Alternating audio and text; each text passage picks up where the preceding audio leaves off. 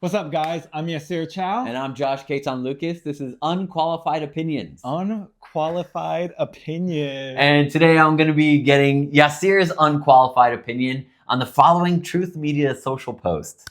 And I'll leave it to you to comment below as to who do you think the author of this social Lay it media. on us. I look forward to watching the sick terrorist thugs get 20-year jail sentences for what they are doing to Elon Musk and Tesla. Perhaps they could serve them in the prisons of El Salvador, which have become so recently famous for such lovely conditions! ! Grammar issues were his. Okay. Not mine. Theirs. I can tell you who it was. I think I know. Okay. All right, let's get into it. Let's get these. I believe that I know who wrote this tweet. Yes, it was the president of the United States of America. Donald J. Trump. Not around when it comes to law and order, apparently. Yeah, the sick liberal thugs. Sorry, can you do like a squeaky noise or something fun when I drop that? Do it again. Not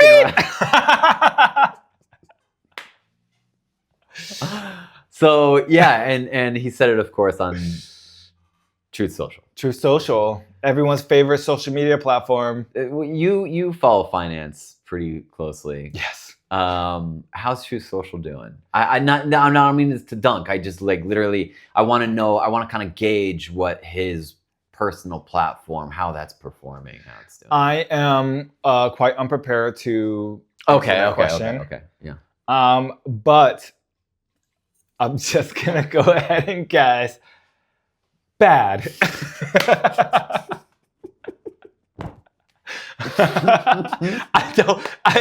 I do not have any solid evidence to justify that claim that I just made. I presume if you own Truth Social stock, you're losing money. Okay. Yeah. In fact, I did do a YouTube video on Truth Social. Oh, I may have seen it. I think I watched all of your DJT stuff. Yeah. So I did do a video on Truth Social where effectively the stock was not a buy. But this was like a year ago. Well, how long ago? It was immediately around after the IPO, I think. Which was a while ago now. Yeah, probably about a year. Okay. I did do a YouTube video on that, and if you want to watch that, you can look up my other channel. My name is Yaser Chow. Link in the description. Link in the description. First one of those.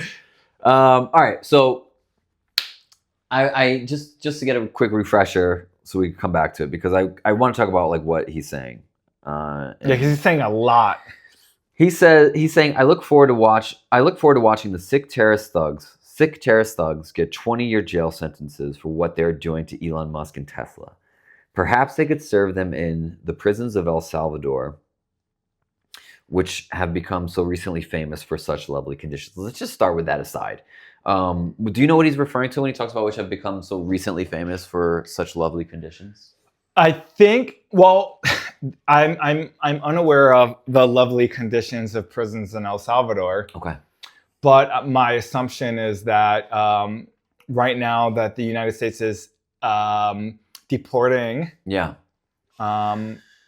illegal immigrants to El Salvador. That shouldn't really be news to where might be news to some people if you're trying to avoid the subject, or you don't live in a place where I think there's like a lot of proximity to people who are, I don't really know, but yes, people are being currently sent to all prisons in El Salvador that were purported to have been negotiated into being when Marco Rubio went down to Central America. I think it was his first international visit as the Secretary of State. Yeah, Marco which was Rubio. known for diplomacy, right? Yeah. That's the job of the Secretary of State, is to keep the United States out of war. Really, I mean, is that the job?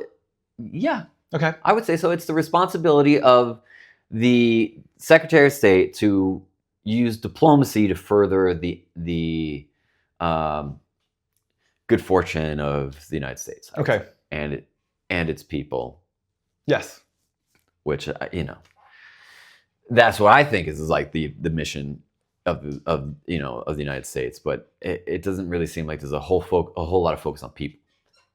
I was wondering at first, this idea came to me for this topic came because empathy has been under attack a lot, like in the media. I hear like people talk. I don't really know. I think like somebody said it on Rogan, or maybe Rogan said it himself, or some.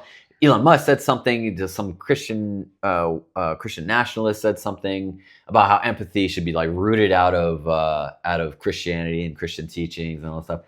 And I was like, okay, well, let me look into let me bring up a quote and talk about empathy. But I also really kind of mean compassion, not just empathy. I mean both things. So I was like, okay, it's getting a little complicated. So let's talk about a clear example of where empathy and compassion are not being expressed whatsoever by the head of state for the United States of America. Empathy to the liberals who are burning down Tesla dealerships, or empathy to the illegal immigrants that are being deported to El Salvador? I still want to say undocumented immigrants. Okay. Undocumented I know that immigrants. illegal immigrants and illegals is very in vogue right now, which I don't like. Empathy for a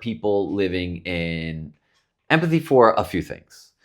Empathy and compassion for people who are taken from wherever they are and sent to notoriously bad prisons. Yeah. And they were treated kind of similarly to the way that Al-Qaeda prisoners were treated in Guantanamo. Oh, for sure. Which was bad. You were like, oh, okay, I don't think that's appropriate. Are we sure? But they're terrorists, right? They're terrorists. Like, we can sort of try to justify. Waterboarding is okay for terrorism. Oh, if it doesn't yield maybe some successful results in intelligence. No, it didn't. No, it didn't. Yeah. From what I understand. Billions wasted in Iraq and Afghanistan. What I do you want to talk about first? I hear so much. Yeah. I hear so much. I want to first say that illegal immigration of undocumented people is not a criminal. It's not a crime. It's a civil. I think it's a civil violation. It's against the law. It's a civil violation. It's not like you shouldn't be treated like a criminal. Right. I think it's like a civil infraction. Right. Why? So why do you think it's being sort of thought of that way by Americans broadly? Who, when we talk about immigration as an issue of national importance, how do we feel about how people should be treated when they arrive here? Well, first of all, that's a separate question. Okay. How people should be treated when they arrive here. When in their situation. Okay. I just want to first specify that being an undocumented American is illegal. 100% full stop. If you do not belong in this country, that's a crime. But it is not a criminal crime as much as it's a civil infraction. Okay. So I think it's well within this country's right to say like, hey, you're not here legally. Yeah. You're being deported. Yeah. And I think it's within any country's right to say that. Yeah. For whatever reason, right? Like Americans go to Europe and overstay their visas all the time. Yeah. And they should be deported back to their countries, right? Should is probably not the right word, but that state has the right to say you do not belong in our country. Yeah. You can leave kindly. Now, I think the process of how we are gathering undocumented people and deporting them is inappropriate. The United States government has signed all of these contracts with private prisons, and we are effectively treating these people like criminals.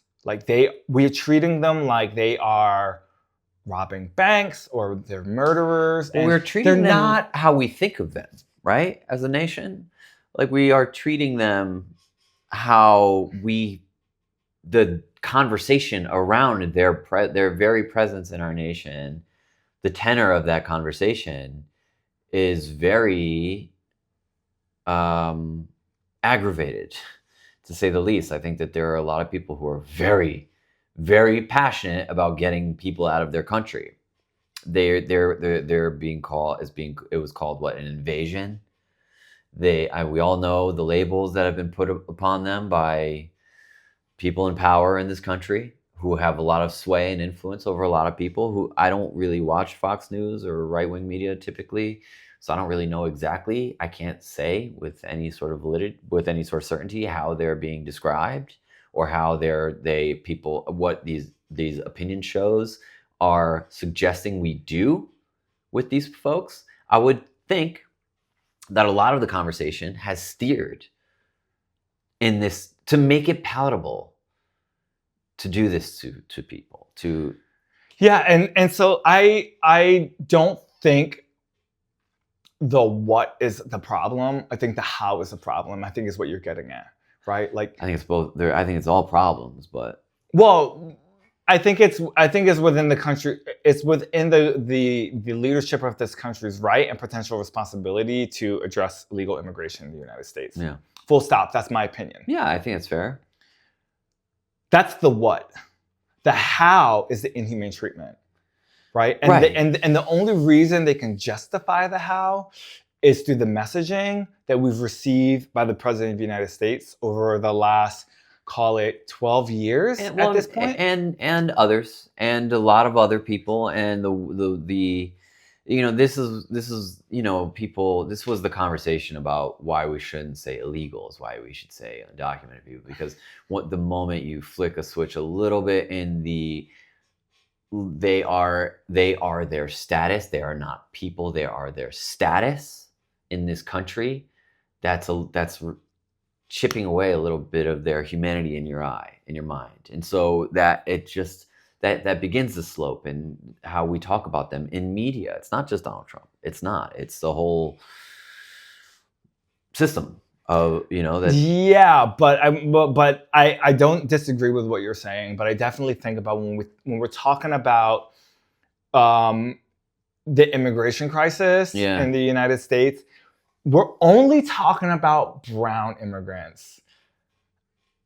And there's a lot of people in the United States that are European or Asian who are here undocumented, and they are mostly kind of flying under the radar, right? The whole tariff situation that's going on in Mexico, he's justifying it through the lens of like, there's this border crisis where like get this problem under control, help us with all of these undocumented people coming into the United States. But we have people coming from Asia, we have people coming from Europe that are overstaying their visas, and like no one gives a fuck about that. You know what's interesting is that we've actually, with this new deport people to prisons in El Salvador and who knows where else thing, we've just created a new system. We've created a new industrial complex. Oh, 100%. 100%. And it's not even just happening in El Salvador, right? Like the United States deported immigrants to some like part of Panama, the most southern part of Panama that borders Colombia. Is that the Darien Gap? Yeah, the Darien Gap, which is considered the most like dangerous part of Latin America. There's an amazing ABC documentary with a reporter named Adam Yamaguchi. I think it was ABC. Yeah, I'm pretty sure it was ABC. About he goes through the Darien Gap with people migrating from South America in the hopes of crossing the border. He goes with these folks through like one of the most dangerous places in the world, really.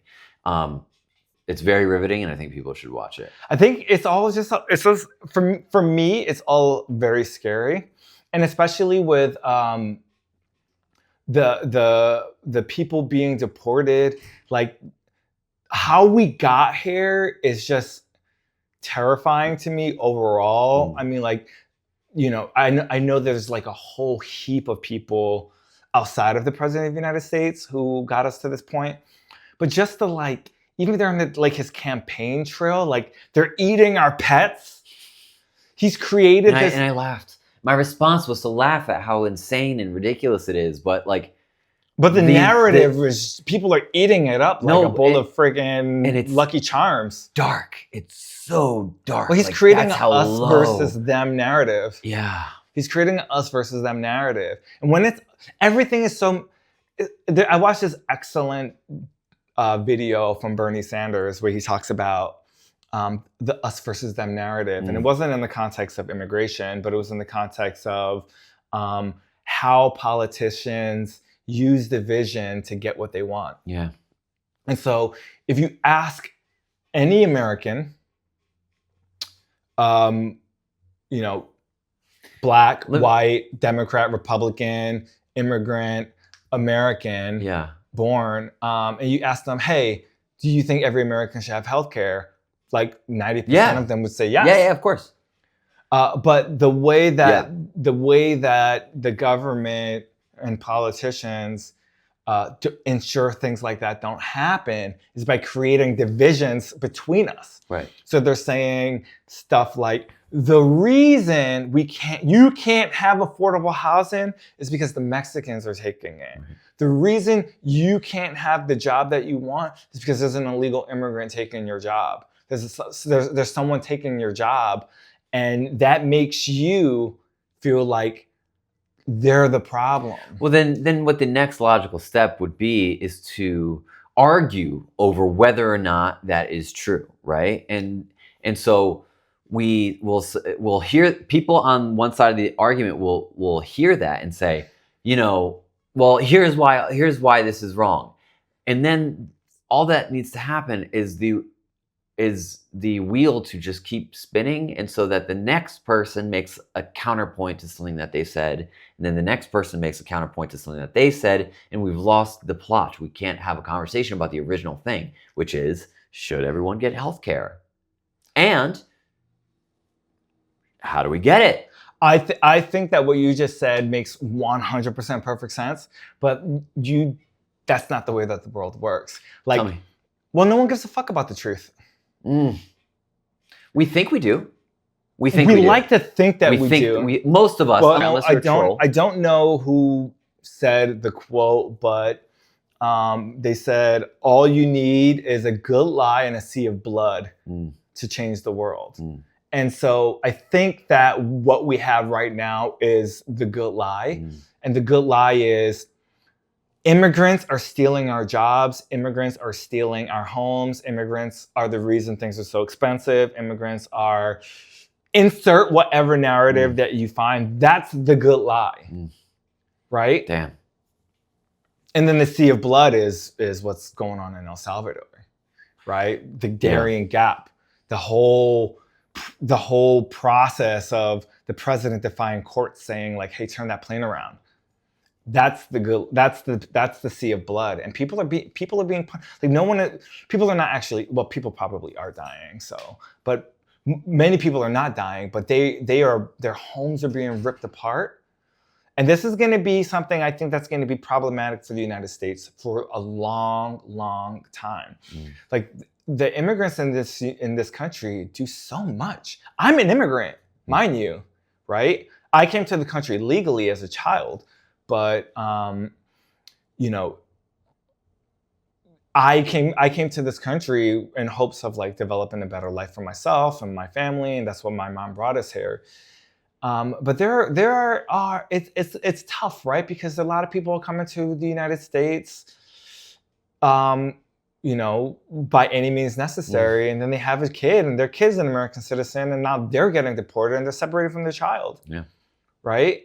And so. And just the fact that we can, sorry to cut you off, but just the fact that we can, I just want to pause there. The fact that we can say, oh yeah, a child's just getting taken from separated from their parents, moving on, is kind of insanity. It's insane. It's scary.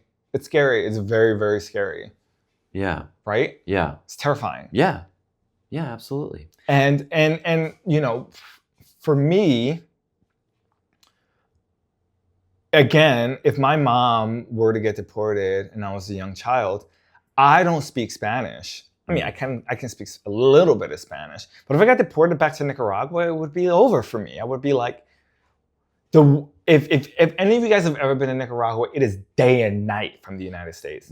It is the second poorest country in the Western Hemisphere after Haiti, and they're communist.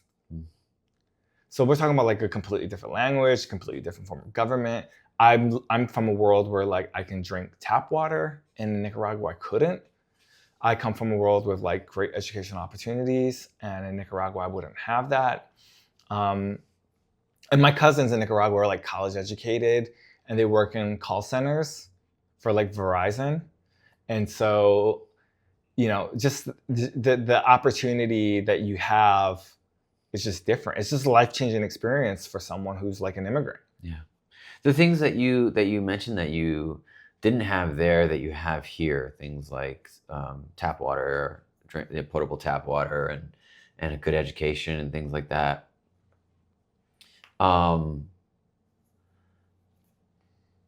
That I think that quality of life, I think, is the argument that people frequently try to use to justify the cruel behavior in the first place. The behavior in the first place, like they'll say, we are trying to ensure our way of life, or that you know, people this country stays great, right? Or this, you know, whatever they are saying, right? Like all that stuff, the slogans that people are told to say, right? Make America great again. Keep America great. Whatever their thing is. Sure. Whatever their thing is. I don't know what it is. How do you refute people who say things like, well, it's for the good of me and mine, it's for the good of the nation that we do this. And I think that justifies why we're doing it the ways that we're doing it. I think that there are going to be benefits and consequences for the way that we behave as a country, right? There are certain pressures, and I'm saying this with no hard data immediately available. Yeah. But there are going to be certain pressures that I think are going to be relieved. But what we're doing is causing a lot of other pressures, right? Like when you look at the U.S. production, most undocumented people have a job. Most Americans have jobs. The unemployment in the United States among Americans, I think right now is kind of at one of its lowest points in American history, right? So you can't walk around the streets saying, immigrants are stealing my job. You're employed, and they're employed. That means there's enough jobs. But there are also a lot of people who are not employed.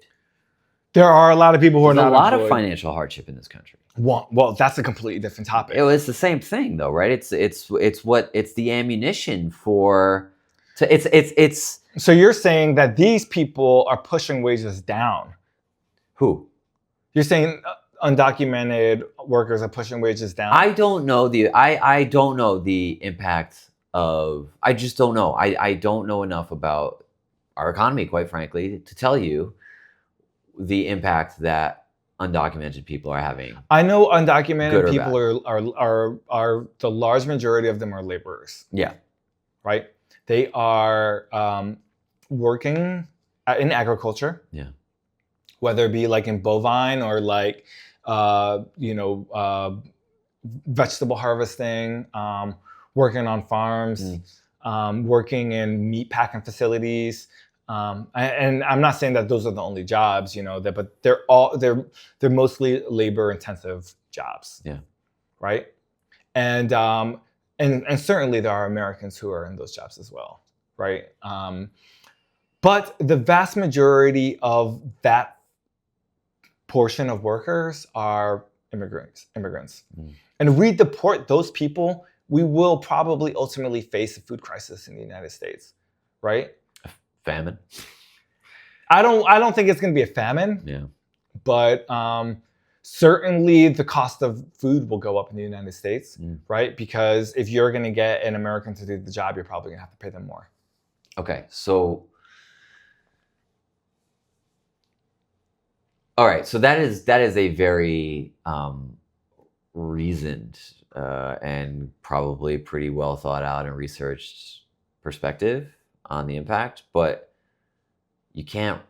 How do you articulate that to people who?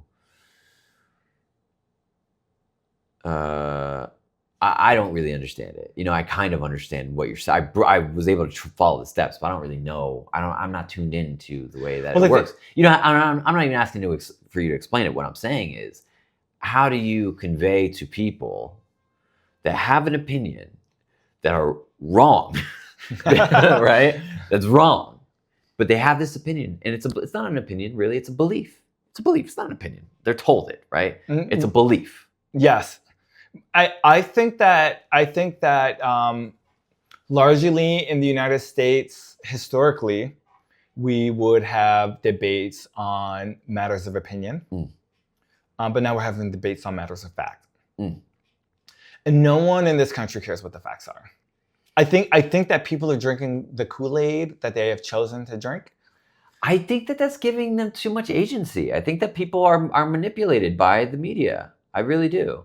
I really do. I think that it, you know, by manipulated, I mean, like, if you trickle feed a, certainly, you know what I mean? And over the course, you watching it every single day for how many hours a day, right? You're watching this, and they're talking about things in certain ways, and they're kind of, you know, it's like changes your perspective on stuff. For sure. And I think that people can be proven wrong over a long period of time, but not in the short term.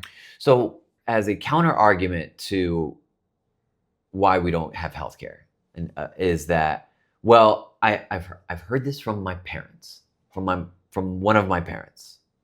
Okay, I've heard this from one of my parents. Okay. Something to the effect of, yeah, they get, you know, illegals get all this healthcare. Meanwhile, our veterans are homeless on the street. Okay. It is, I don't know how many undocumented people are getting healthcare, but I do believe that they should have access to healthcare. I think that everyone should have access to healthcare. Everyone should have access to healthcare. I think that that's kind of like a no-brainer. I agree. And the question quickly is about, well, how do we fund it? How do we fund it? Because let me tell you something. We owe a shitload of money. We need our defense. We need it. Okay, period. We need it. No questions asked. And we need a little bit more of it this year than last year. How are we going to afford this? I'll tell you why we can't afford it. It's not because billionaires aren't paying their taxes. It's because it's going to these other people. So you make that leap already, bang. And now it's not a question of whether or not I deserve it. It's why I don't absolutely have it and who I'm angry about. And who I'm angry. Don't point at me. Sorry. Sorry. I'm channeling one of my parents who I will not mention. All right?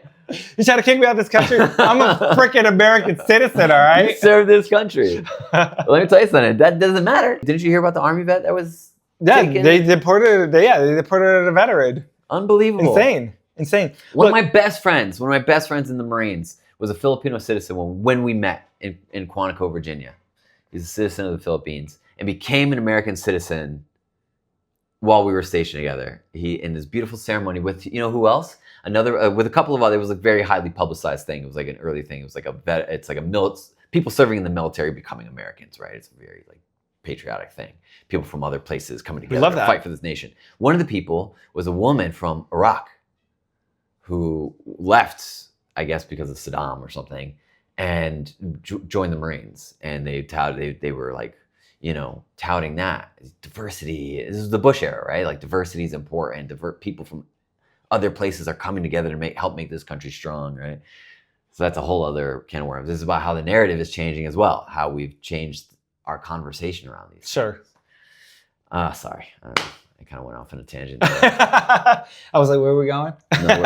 Nowhere. We love diversity. We love people serving our country and becoming Americans.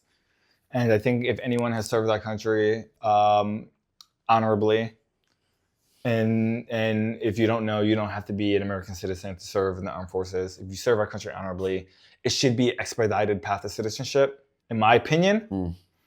I think it may or may not be. I'm not sure. I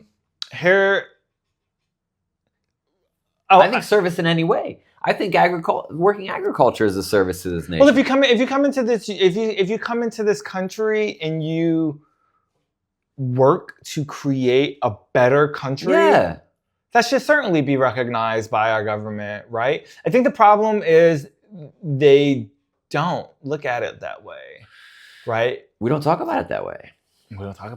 They make, people come into this country and make huge contributions, right? I mean, even Elon Musk.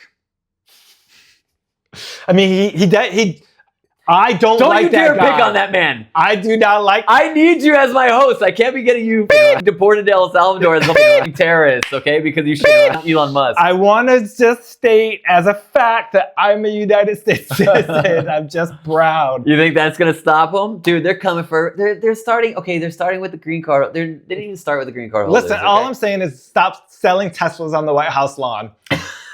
Wait, didn't we have like laws against that type of thing? Wasn't it like the showroom of America? Oh God. I am very listen, I don't know if I want to say this, but I'm gonna say it anyway. Yeah. I don't hate what they're doing to Tesla. Yeah, well, I do not hate it. Yeah. I do not hate it. But I'm a man of loss. What's happening to Tesla's share price? I'm not opposed to it because I think that what is happening is, and I think what's happening is the illegal takeover of our government,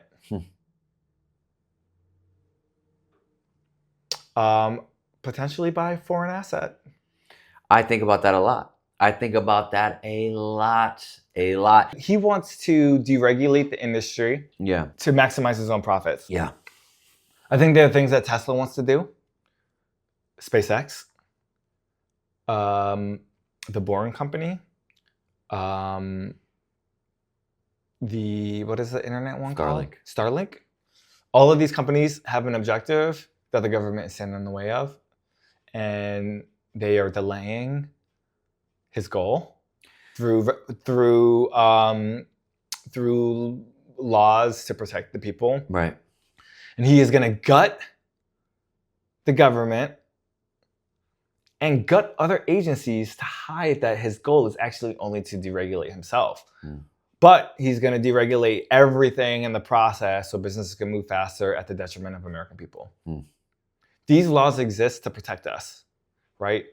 He wants to get rid of the EPA strictly because he can't do launches into space because there's like a bird that lives within 100 miles of one particular location where it's the best to launch in Texas. And he's just like, I don't care about that bird. Defund the EPA, right? All in the name of launching rockets. So I don't actually think that there's some foreign narrative. I think he wants to get us to Mars by any means necessary. And he's a little bit deranged. Yeah. I think we strayed away from immigration a little bit. No. I mean, it was we didn't even get to the part about labeling anybody who attacks poor Elon and his company. Who dares have the audacity to hurt the stock price of Tesla, of any company, let alone Tesla, is potentially Guantanamo bound. I support it. You support what? I support the malice on Tesla. Oh, okay. I thought you meant you support. No. I support the malice on Tesla. Get the black sacks ready, baby. I'm just gonna say something here for anyone who has watched this far into the video. Yeah. Elon Musk will get voted out as the CEO of Tesla by the board of directors because of Doge. 100%. And when that happens, Tesla is still a sound company who makes a fantastic product. And when he gets voted out, buy Tesla stock. That's all. It will bounce back. But the thing is, right, doesn't he own a ton of Tesla stock? So isn't the point... Yeah, but the board can still vote him out. Yeah, no, but still, he still owns... We'd still be making this deranged megalomaniac wealthier and more powerful. Just because he's not the CEO of Tesla doesn't mean he doesn't have power and influence. He owns a social media. He owns one of the most popular social... I cannot believe people are still on that frigging platform. Twitter?